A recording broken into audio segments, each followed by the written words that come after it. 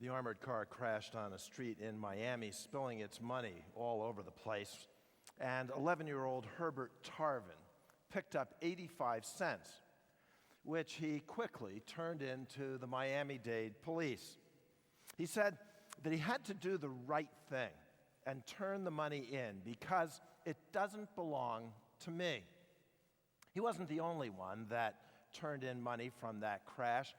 There was also a single mother with 6 children. She had picked up $20 in quarters and pennies and turned all of that in. But there was another $500,000 that was spilled and never accounted for as people scrambled to pick it up off the street. Herbert Tarvin received a wonderful reward for his 85 cents turned in.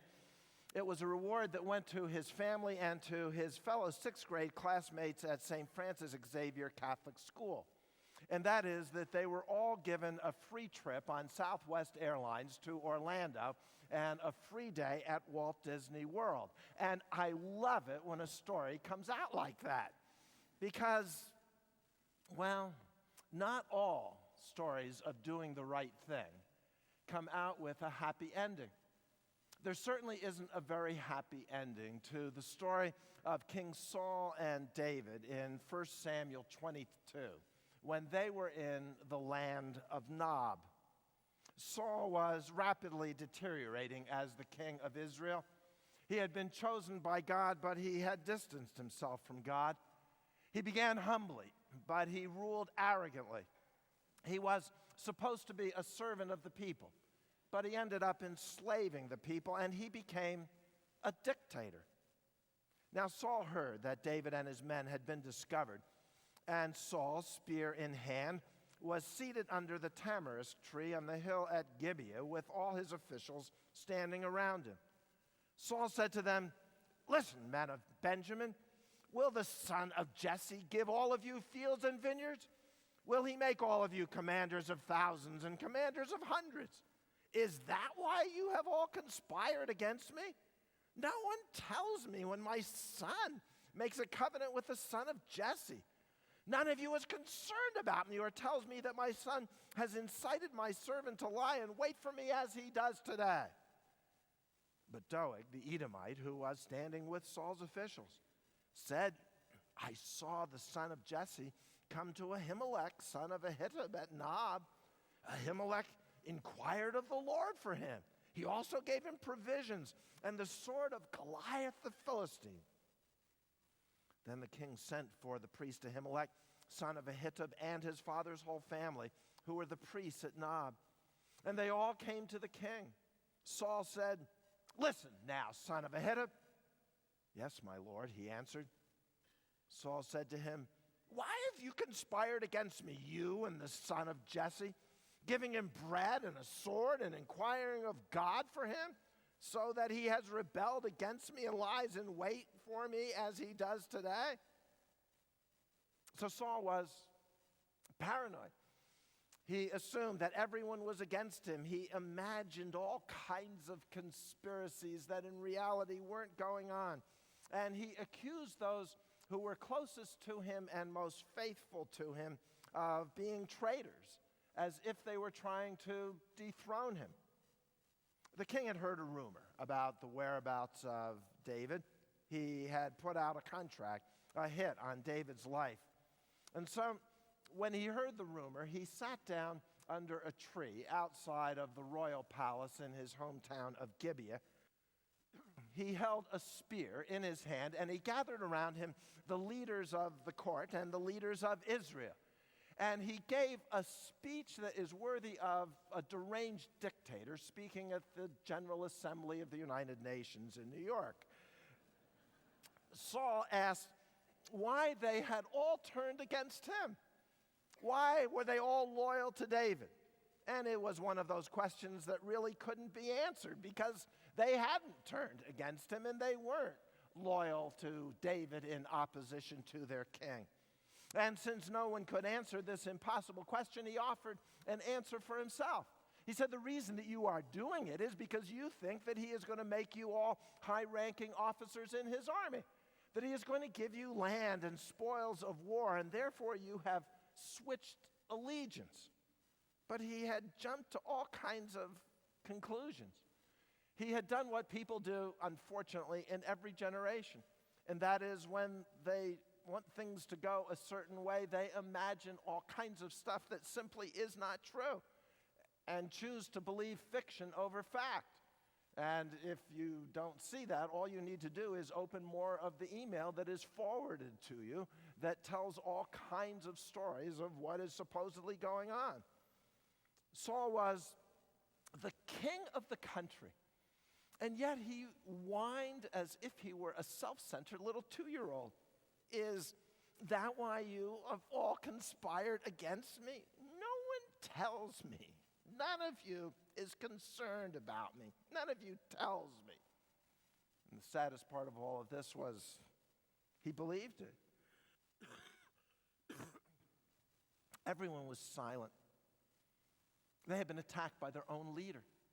The man to whom they had given their loyalty was shaming them, embarrassing them, humiliating them. Everyone was silent except for one man who stood not far away from the king. His name was Doeg the Edomite. In some ways, it's surprising that Doeg was even there because he was an Edomite. Saul had fought battles against the Edomites, and often they were considered not just foreigners, but enemies of Israel. And so perhaps that's why he said and did what he did, that he was insecure and wanted to secure his favor with the king. So Doeg spoke. I saw the son of Jesse come to Ahimelech, the son of Ahitub at Nob. Ahimelech inquired of the Lord for him. He also gave him provisions and the sword of Goliath the Philistine, which was true. Everything he said was absolutely true. But he didn't tell the whole truth. And he made sure that he told it in a way that would further inflame the king's emotions. He didn't mention that David was alone. He didn't mention that David was hungry. He didn't mention that David was a godly man who was inquiring through the priest of God what was God's will for his life. He just gave selective information, what we sometimes call half-truths, in order to make himself look good and to make David look bad. And we should beware of such behavior. You know that we live in an increasingly polarized society where there are extremists of every ilk who delight in giving partial information so that it will persuade us one way or the other, and often to inflame us and to make them look good and right and to make others look bad. But even more than avoiding that kind of inappropriate influence, don't be like Doeg. Don't be the kind of person who just in order to inflame others gives partial truths and spreads them on. Based on Doeg's words, the king sent for the priest, Ahimelech, and his family, for the other priests to come as well, the 2.5 miles from the village of Nob to the capital city of Gibeah. And when they arrived, King Saul confronted the lead priest. He said, "Why have you conspired against me, you and the son of Jesse, giving him bread and a sword and inquiring of God for him, so that he has rebelled against me and lies in wait for me?" You see, as far as Saul was concerned, everything was about him. He assumed that everything was centered on who he was and what was his position and his jealously holding on to it. But the truth is that Ahimelech wasn't about Saul. None of this was really about Saul. Ahimelech had helped David, but he never conspired against the king. And just because Ahimelech was kind to David didn't mean that he was a traitor against Saul. We need to understand that just because I may be kind to your enemy doesn't mean that I am your enemy. Or just because you are kind to someone who is my enemy doesn't mean that you and I can't be friends. Ahimelech was previously cautious and timid when David had come to him at Nob. He was uncertain of what to say and how to say it. But now that he was brought in command to Gibeah and standing before the king and all the leaders of Israel, now he found his voice, and now he spoke with courage that we would not previously have anticipated. Ahimelech answered the king, "Who of all your servants is as loyal as David, the king's son-in-law, captain of your bodyguard and highly respected in your household? Was that day the first time I inquired of God for him? Of course not. Let not the king accuse your servant or any of his father's family, for your servant knows nothing at all about this whole affair." But the king said, "You will surely die, Ahimelech, you and your father's whole family." And then the king ordered the guards at his side, "Turn and kill the priests of the Lord, because they too have sided with David. They knew he was fleeing, yet they did not tell me." But the king's officials were not willing to raise a hand to strike the priests of the Lord. So good for Ahimelech. He defended David. He told the truth. He faced down the king. He faced down the king himself. And all of that is hard to do. He said that David is loyal, that David is your own son-in-law, that David is the head of your bodyguard, that David is highly respected. Just ask anybody. All David wanted was a word from God. And so Ahimelech said, "He came to me, and I'm a priest. That's what I'm supposed to do. That's what priests are about." And so he said, "Your Majesty, just stop it. Don't you dare accuse David of doing evil, because he hasn't." And I think that we have all been in situations like that faced by Ahimelech. We've been with someone or a group of people, and there has been severe, sometimes caustic, disparaging criticism of someone not present because of that person's gender or race or religion or politics. And we have probably all done what is the easy thing to do, and that is to say nothing at all and to sort of communicate that we agree, although we would technically say that we never said it, or maybe we did, or by a movement of the head communicated that we really were in agreement. It takes courage to stand up for someone who isn't there. It takes courage and brave and deep character to defend the defenseless, to tell the truth. It takes courage to confront those who are in power. And when Saul was confronted, what did he do? He ordered his soldiers to kill Ahimelech and all the rest of the priests.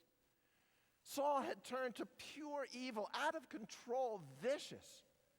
If he didn't like what other people said and did, he was so against them, he ordered them to be executed. But the king's officials were not willing to raise a hand to strike the priest of the Lord. These were soldiers, officers in Israel's army, who deliberately disobeyed an order of the highest military authority in the land. Direct disobedience. Because they knew the order was unjust. Because they knew it was immoral. They actually followed a principle that appears later in the biography of David and elsewhere in the Bible, and that is to be extremely cautious of ever raising a voice or a hand against the servants of the Lord, against the priests of Israel. It's an extended principle that I like to follow, that you need to be very, very cautious about ever attacking someone who claims to be a brother or a sister in Jesus Christ. That attacks on those who belong to God are very serious business. What happened next is awful beyond any adequate description. It is a report of outrageous violence. The king then ordered Doeg, "You, turn and strike down the priests." So Doeg the Edomite turned and struck them down. That day he killed 85 men who wore the linen ephod. He also put to the sword Nob, the town of the priests, with its men and women, its children and infants, and its cattle, donkeys, and sheep. Doeg would do anything to please the king. Absolute blind loyalty, vicious slaughter, total disregard for human life. He took his sword and one by one, as if he were a factory machine, sliced and cut up and killed innocent men, priests of God, unarmed. He looked them in the eye and he ran them through. He cut them down. It's astonishing, the bloodthirstiness of this man. It's hard to imagine how he could even physically do it, to take on 85 grown men. So did he stop halfway through and take a break so that he could build up his courage to go on and kill the rest? Imagine his hand and his clothes must have been dripping with blood. It must have sprayed all over his face and his hair. It must have soaked the ground. And after he had killed 85 priests of God, he still wasn't satisfied. He went beyond the order. He marched himself the 2.5 miles to the village of Nob, and he killed everybody there. The men and the women and the children and the infants. And even then, in his bloodthirsty assault, he couldn't be satisfied. And so he went on and even slaughtered all the livestock in the town. He was out of control, absolutely out of control. Takes us back to those who implemented the Holocaust in World War II or the genocide in Rwanda. We say, how could people do this? But never, ever underestimate the sinfulness of our humanity. So I read this and I think about it and my breath's taken away, and I very much want to insist that I could never do such a thing. I want to insist that you could never do that. We don't have this in us to do this kind of thing. We're nothing like Doeg the Edomite. Except we are. We're sinners too. And we should never underestimate the power and the influence of our own sin. For while we may never have the opportunity to hold a bloody sword or dagger in our hands or a gun to mow down the lives of 85 priests of God and beyond, we do have our tongues and our pens and our computer terminals to slaughter innocent and godly people in our own generation. At the end of that awful day, amazingly, one priest escaped. Somehow he was missed. Somehow he survived. But Abiathar, a son of Ahimelech, the son of Ahitub, escaped and fled to join David. He told David that Saul had killed the priests of the Lord. Then David said to Abiathar, "That day when Doeg the Edomite was there, I knew he would be sure to tell Saul, 'I am responsible for the death of your father's whole family. Stay with me, don't be afraid. The man who is seeking your life is seeking mine also. You will be safe with me.'" So now David wasn't the only one who was on the run from King Saul. Now it was Abiathar as well. Two men that eventually would become associated and friends. I can hardly imagine what Abiathar was thinking and feeling that day. My guess is that he too was soaked with blood, but you imagine the trauma of seeing everyone that you know and love slaughtered. And he ran to the one man, to the one place that could save him and help him. And that was to David. That as David had once run to Nob, now he from Nob ran to David. And it was the beginning of a relationship that would grow through the years until David would become the king of Israel and Abiathar would become the high priest. David's heart was heavy over this slaughter. But amazingly, his first thought was not hatred of Saul or anger against Doeg.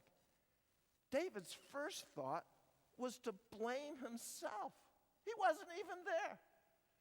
David said, if I hadn't gone to Nob, or if I just paid more attention to Doeg being there and a spy, it wouldn't have happened. And perhaps you know David's feeling because you've felt it too. You've said almost those same words. If I had just been there, if I had just done a little bit more, if you know, that day when he left late at night and was in the car crash and it took his life, if I had only said to him, stay overnight at my place, he'd be alive today. My mom, when she was in the hospital, it all went so fast. If only I had insisted she see a specialist, I would have paid for it, mortgaged my house. If she would be alive today.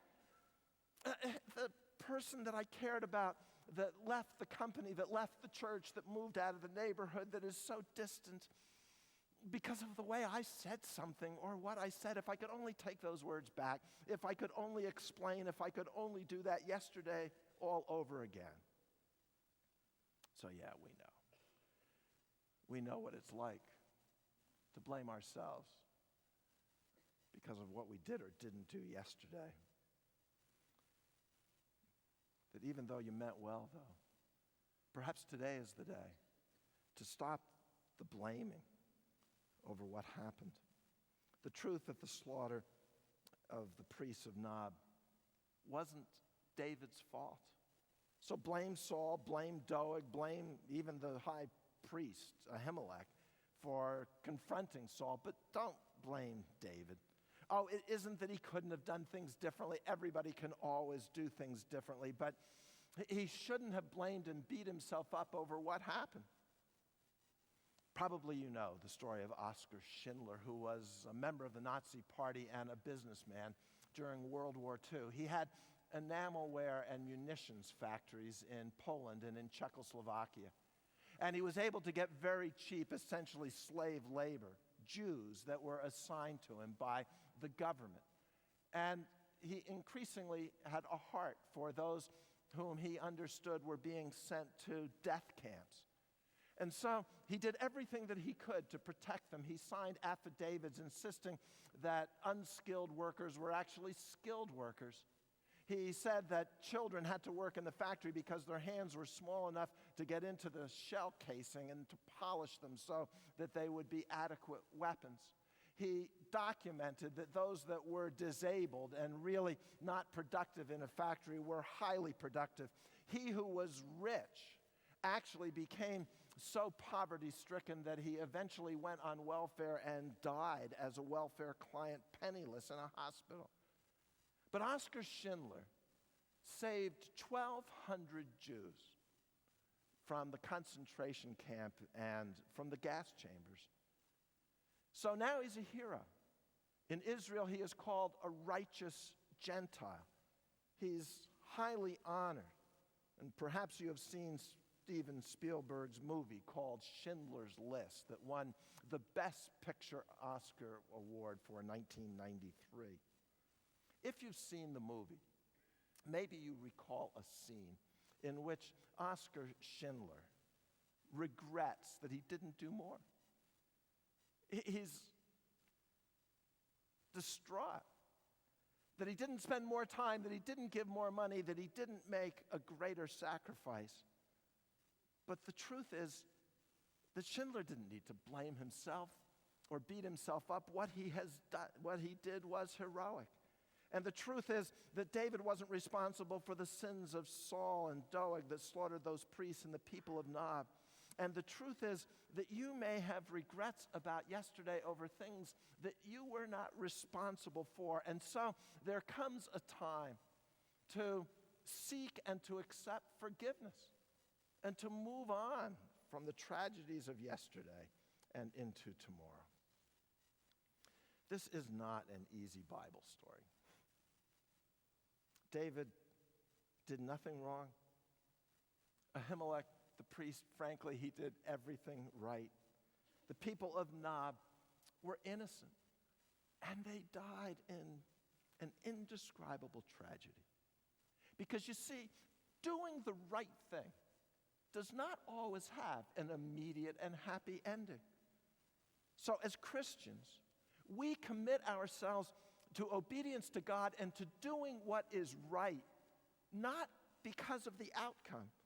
We stand for righteousness and against evil because we are followers of Jesus, not because we're going to win. We are disciples of Jesus, who himself did good and was crucified. And we believe that God can and will bring the ultimate victory out of the worst of tragedies.